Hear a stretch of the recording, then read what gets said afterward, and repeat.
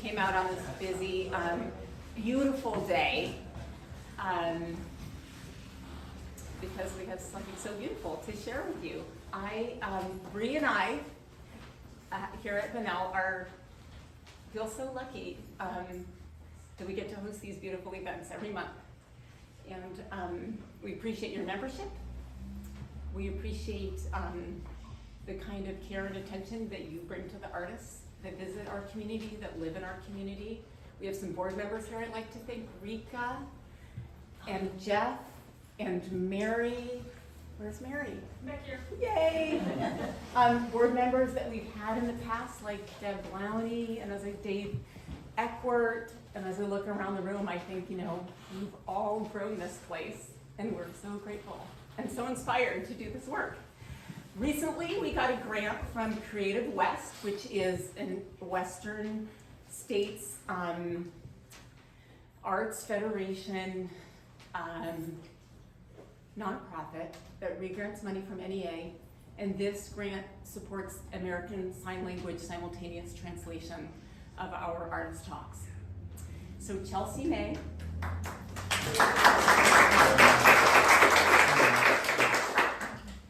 the absolute most amazing ASL translator that we have. I mean, she also was roller skating in the parade today. So shows up looking like $1 million. We'll be translating for Jeff Szarzi and Gail Priday. So Jeff and Gail have shown here together before. Some of you might remember 4 years ago, a phenomenal show that we put together. They didn't know each other because they have a resonant style of bold, beautiful detail of our natural environment. So Jeff will go first tonight. Jeff is, those of us who live here know and love that he has been an incredibly hardworking ceramic artist who has taught himself so much through crazy, amazing experimentation that spans almost two different worlds of ceramic. This crystalline glaze science thing that he does, and this amazing drawing, sgraffito carving that he does. And he goes out and he does these very cool workshops and brings that knowledge back. He started as a teacher at Flex. He's had a phenomenal impact in our community, teaching kids ceramics, teaching kids woodworking, and now he's showing us that you can keep growing up and become an artist in home art. So thank you, Jeff.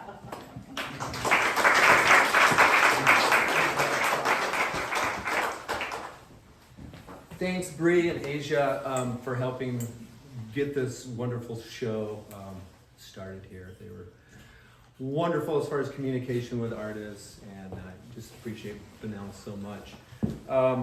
When I first was invited to do a show with Gail, of course I said yes, and it was last year, I think in February, it was even before that. So I started thinking about ideas because I know Gail's work, and I want to compliment her work.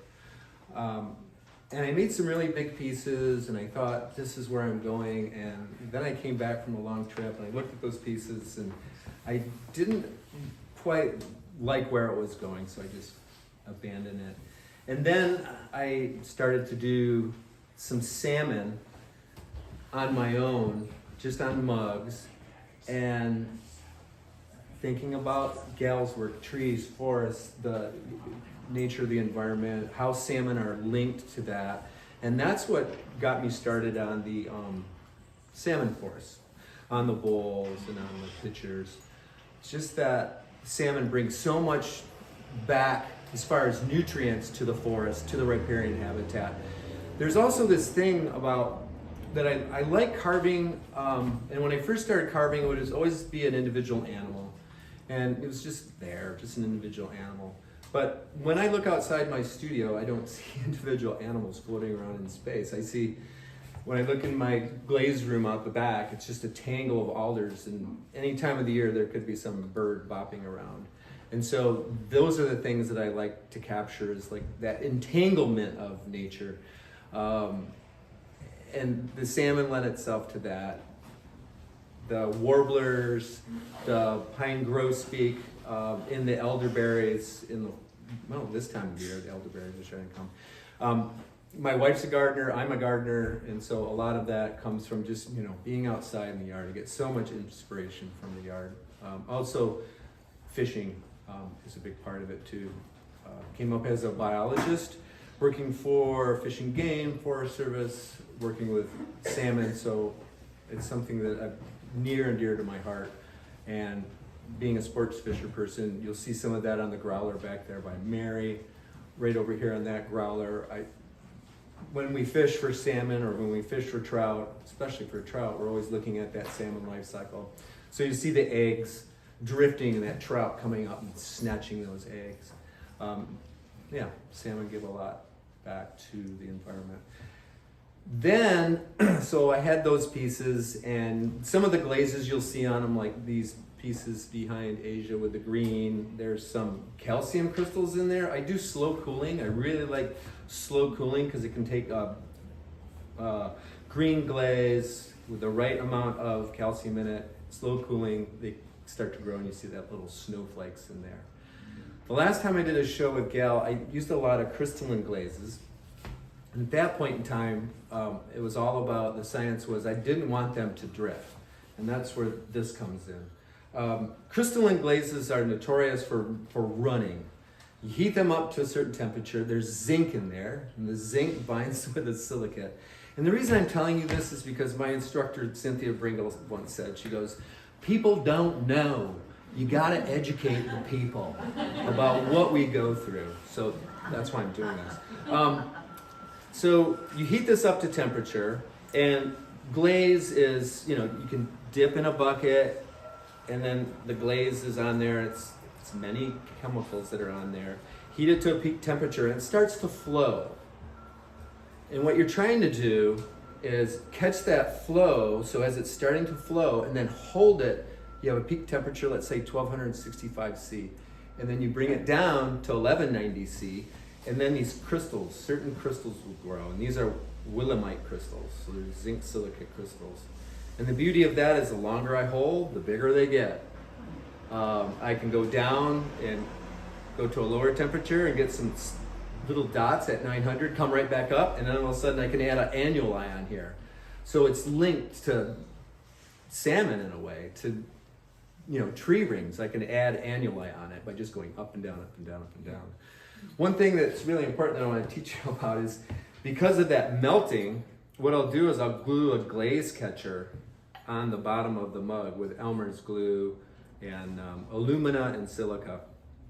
And then it'll be dipped in glaze, then I'll glue it on here, put it in the kiln, it'll come out, and then what I used to do is I used to take a little bit of heat from a butane torch, and then I could get this to pop off. As I was preparing for this show, I went from these crystalline glossy glazes that you see in the back to the matte, because the matte is kind of like a holy grail of crystalline glazes. I really like it. It's soft, it's buttery, it's delicious.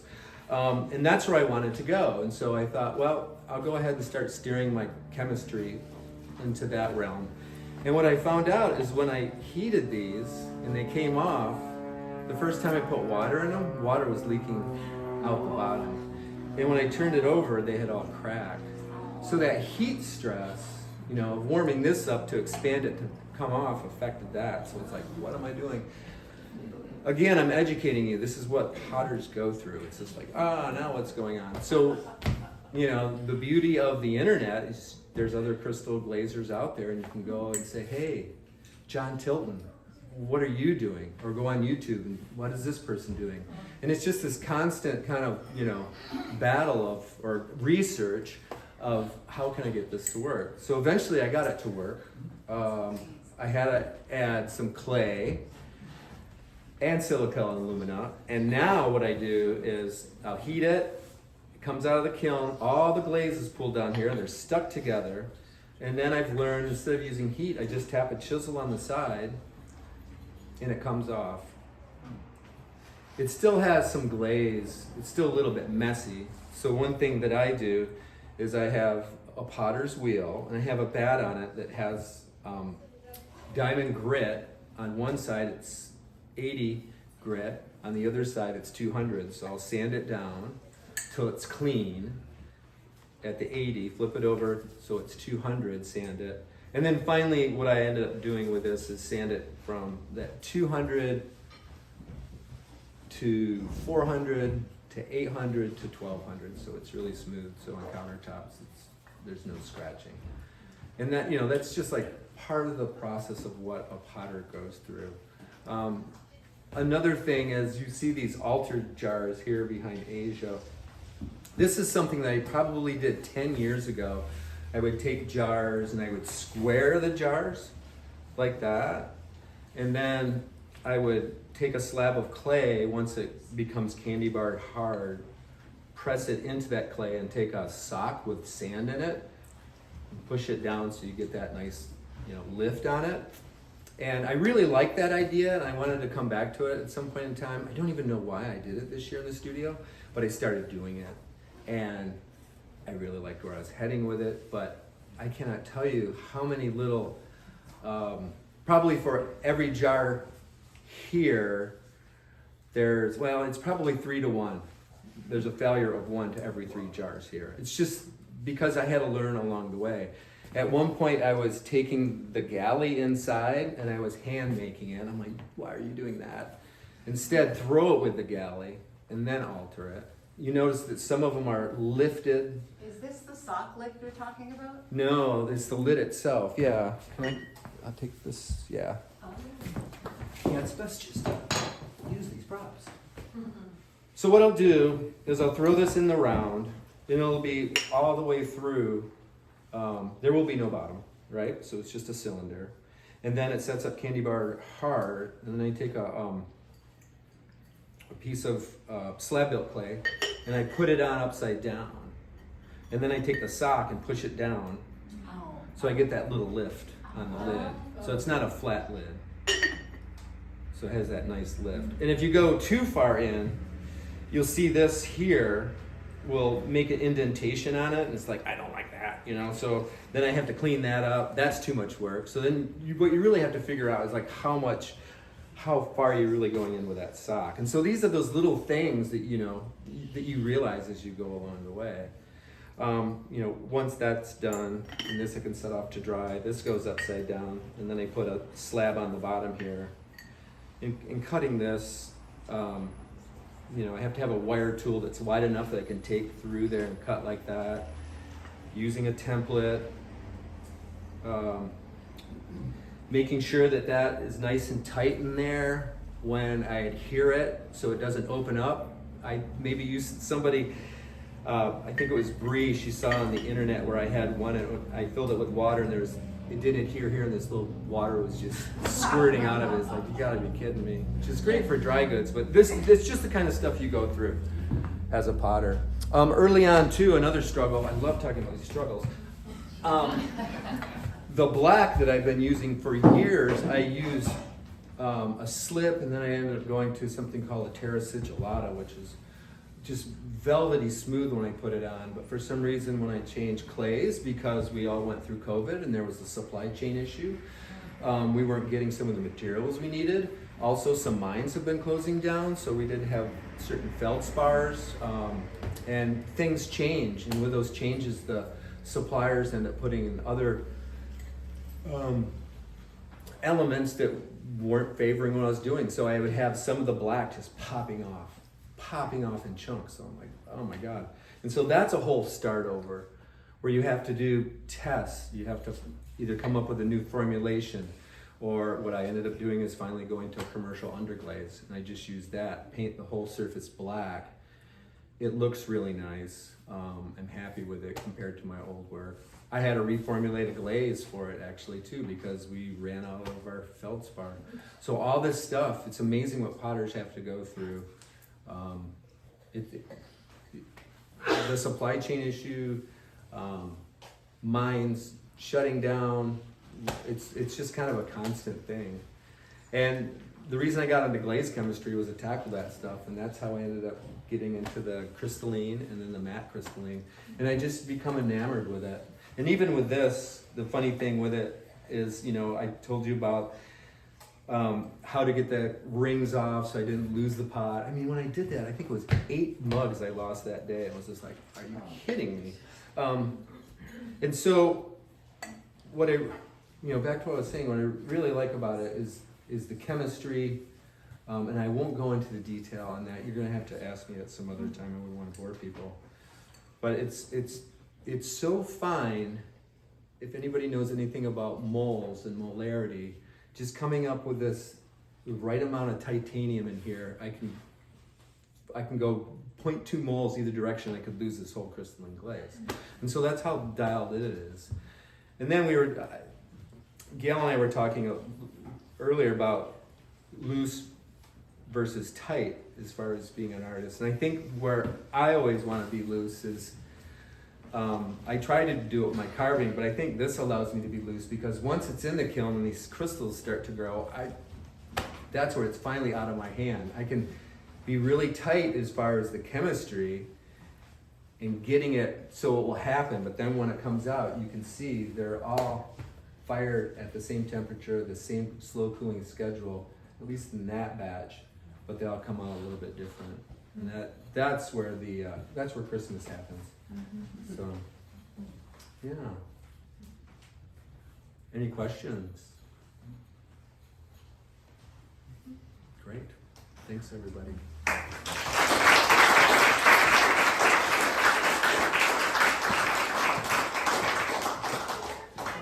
That was phenomenal. I learned so much. Now I think Jeff's mugs should be about $300 each, so get them. I mean, as a painter, I'm like, oh my God, that's unbelievable. Gail, we are just blown away by your work. Thank you for coming back. Thank you for driving a long way and taking 2 days and bringing the interior to us in its delicate beauty. Gail is originally from New Jersey. She's spent over 20 years in Alaska and raised a family here. And I just learned tonight, I was reminded by my friend Nancy Lord that Gail's work is one of the artists strongly featured in the new natural history, wait a minute. You want some help? Yes, help me. Alaska Literary Field Guide. Alaska Literary Field Guide. Poetry and art and natural history. That's beautiful. I'm very excited about this. It's not out yet. It's another fantastic combination of art and science. These two are meant to show together. Thank you.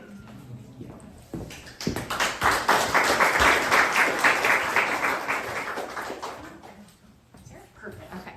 Hi, everyone. Thank you so much for being here. It's such a treat for me to come down from Fairbanks to come to Homer, and the state of the Parks Highway might mean that I'm never leaving, so I'll just be here forever now. As Asia said, I've been in Fairbanks for over 20 years now, and I'm originally from the East Coast. My husband and I came up in 2001 and thinking, oh, we'll stay for a year or two. And we did. We stayed for a couple of years and then went back to the East Coast but missed Alaska so much, and so we've been back since 2009. I am someone who has always loved making art. Ever since, some of my earliest childhood memories are sitting at the kitchen table coloring. And there's actually a story in my family that when I was 4, a friend asked me how I got to be so good at coloring. And my response was that you have to get up every day and color. And that is still very much like the mantra I live by, because I work full time, I have a family, I have a lot of other interests, and I don't do this full time, but I do it very consistently. And over time, a lot can happen in small chunks.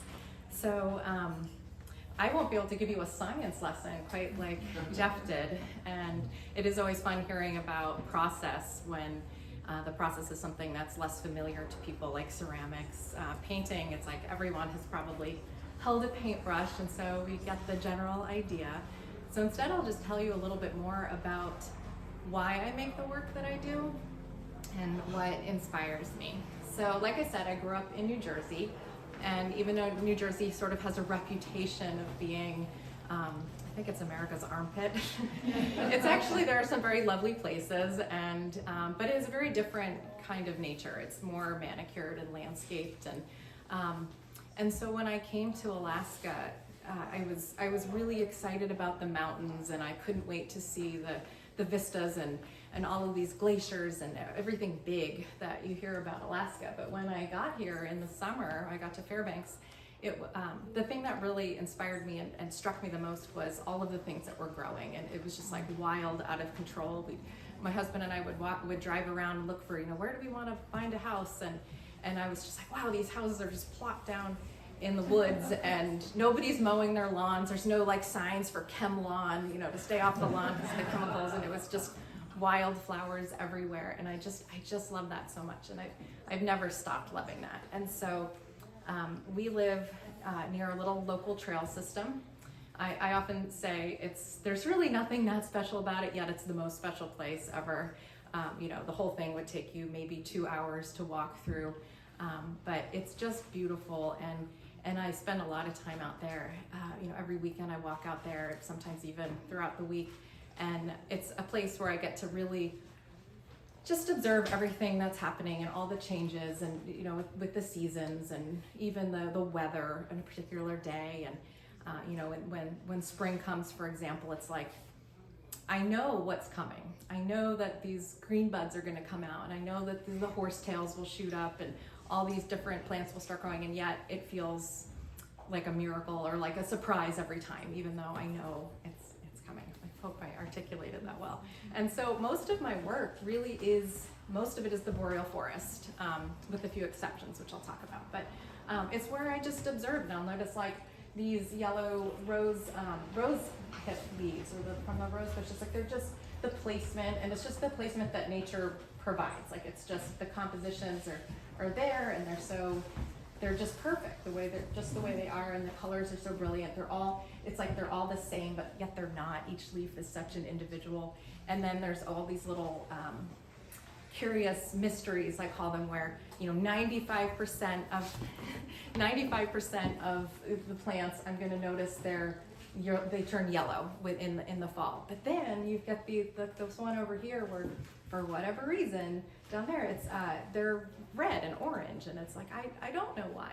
And I have done some collaborative work with scientists, and I don't remember if I ever got an answer to that one, but wonderful experiences where I've gotten to walk around with people and just ask all my questions, and scientists are always really generous with their responses. And I've been part of the microbial world and the boreal forest stories, In a Time of Change, and in fact some of that has been here in Homer too, where there's some more opportunities to work with scientists to explore the boreal forest. And so again, another thing that I really try to focus on are like the seasonal shifts, and how the trees, like this one, for example, it's just as it's starting to switch from summer into autumn, and just like the subtle, yellowing that's starting. Some of the leaves might have a little bit more bug damage. And then just, it's like those are the things that get me the most excited, just these subtle little differences that, yesterday I walked out here and it was like this, and today it's gonna be like this, and it's the signs of what's coming or what's leaving, and all of that is very exciting. So this wall is a little bit different.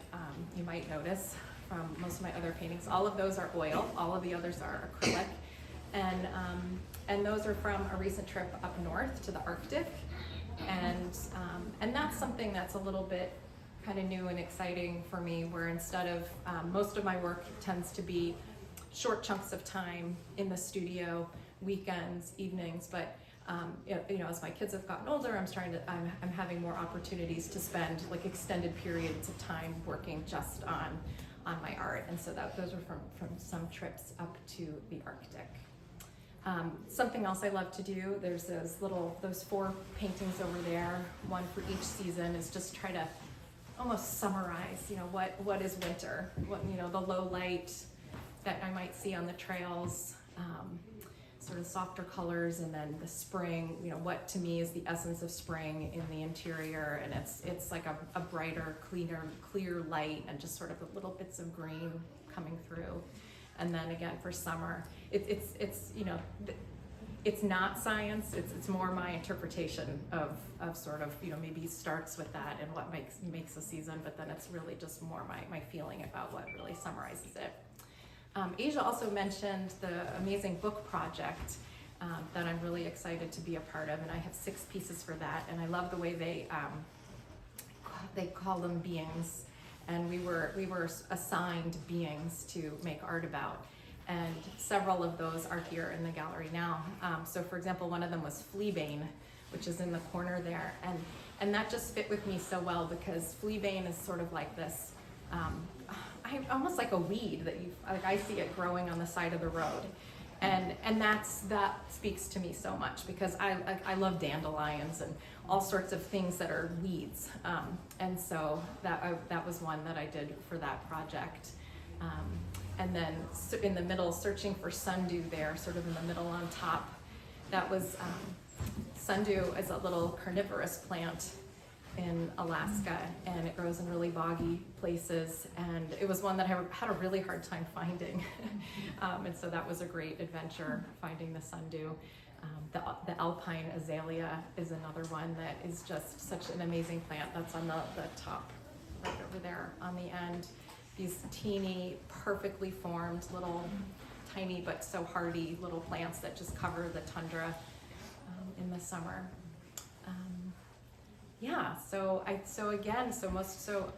My work is these things that are maybe not the grand vistas, but more of the ordinary, the things I see every day, just walking around. A pile of leaves I might see in the driveway as I'm heading out the door. Those are the things about Alaska and the landscape that speak to me the most. Yeah, and as far as process goes, again, I can't tell you all these exciting things that like Jeff did about the process. It's really just looking and observing and just working in little bits over time. So yeah, does anyone have any questions? Tell me about why you do acrylics in these or in the studio, and were those outdoors? What? Great question. So oil and acrylics, when they're done, they tend to look pretty similar, but acrylic paint dries really quickly, and that has a lot of amazing, that can be really helpful for a lot of things. You can quickly paint over them, but it also means it can dry out quickly. So if you're outside, there's wind and air, I like to use oil paint because it just stays fresh, and it's not going to dry out on my palette. So that must mean your process is totally direct. You're probably not moving things around a lot when you establish your compositions or committing. Yeah, and starting with just really, drawing it out with charcoal first, and then just really thin washes, just very thin paint, and building it up, and also not finishing them. I would spend a couple days on them, but then I finish them up and thicken up the paint a little bit back in the studio. Yes? Do you take a photo of it before you leave? I do, yes. So are you saying these are plein air? Those 4 are, yes. They are? Yes. Oh. Oh my gosh. So you're but taking finished. canvases out there? Yes. How much time for one of those? Yeah, so I was there for a total of a week, and so about maybe 2 days on each of them. But then, but also I do refine them back in the studio. Yeah. And I do, they're almost like 2 separate things. I love to paint plein air. It's a fun experience. It's a full day experience, but I wouldn't really be able to do a lot of painting if that was the only way I painted. And I also love the practice of, I have a studio in my home and I do a lot of work down there, but I also like to sit, up at my kitchen table and work on little paintings up there where, the wood stove is there, it's cozy, the rest of the family's around. So, there's a lot of different ways to work, and I'm kind of a big fan of trying them all. Yeah. What's your favorite season? Summer. Summer. I don't hate winter. I do love a lot of things about winter, but by the end of it, I get the most excited, I think, about summer and when spring starts, and it's just like this painting here to me is sort of this, like, that feeling of, oh my gosh, it's here, it's coming, and just it's very exciting, and there's so many things you're gonna do, and it's pretty magical in Fairbanks. So, this is just a comment. The fact that you're from Fairbanks and Rachel Mulvihill is, and, well, Cass Woodward, and that the birch and it is such iconic for Right. the three of you, or for Fairbanks, Yeah. I guess. And it's just, that theme is so strong, and each of you have taken on just a completely different focus. But I just love the fact that obviously birches Yeah. are. A lot of us have that shared aesthetic, you know, we Yeah. all love the same things, and we see a lot of birches. Yes, and the thickness of them Yeah. too. And they're all very individual. Very, Yeah. very. Do you, I mean, we don't have new birches because of moose and limited habitat. So this is kind of an environment that we don't get anymore. So are moose not as prevalent there, or do you have this kind of just in your backyard? We have a lot of moose. Oh yeah, we see moose in our yard a lot. Yeah, Must still we do have a lot. Must still be a lot of birch out there for them to. Yeah, and there's a lot of other willow. I think of them eating willows more. They. Yeah, they that's do. what they like to wreck. Right, right. Right. Anything edible and anything else. Poor things. Do you think that Fairbanks has a kind of school of painting in any sense? Rika said that you're all very different, but I see a really strong conversation in mark making that brings out a kind of local language, if you will. Do you see that, or is that just the perspective from down here? Maybe. I mean, I could definitely see where you're coming from with that. I think that there are a lot of people, like, we're all sort of, we're surrounded by the same things, we're seeing the same things. It's a very close art community. You know, our first Fridays are very, well, probably a lot like this. There's a lot of people come out, there's a lot of different places we're going, and it's a tight group, and we talk a lot, and a lot of us have studied together, and I think we see a lot of the same things, and are probably more influenced by each other than we realize yet. It's kind of standing our ground a little bit. I used to be afraid to paint, not afraid, but I was hesitant to do too much birch trees, because I was like, I don't want to be like trying to be Kess or anything like that. But as I've, you know, gotten to know him and gotten to know, you know, just realizing like, oh, we can all make birch tree paintings. There's plenty, you know, everyone has their own style and way of doing it, and yeah. And you really do, I think. Each have your own, but I think it's fascinating how you speak to each other. Yeah. Yeah, that Yeah. iconic theme. And I love finding, you know, connecting with other artists when we paint the same things, you know, when we're drawn to the same subject matter. So there's such a connection there of like, just loving the same things and wanting to spend that time with them. Yeah. Anyone else? Thank you very much.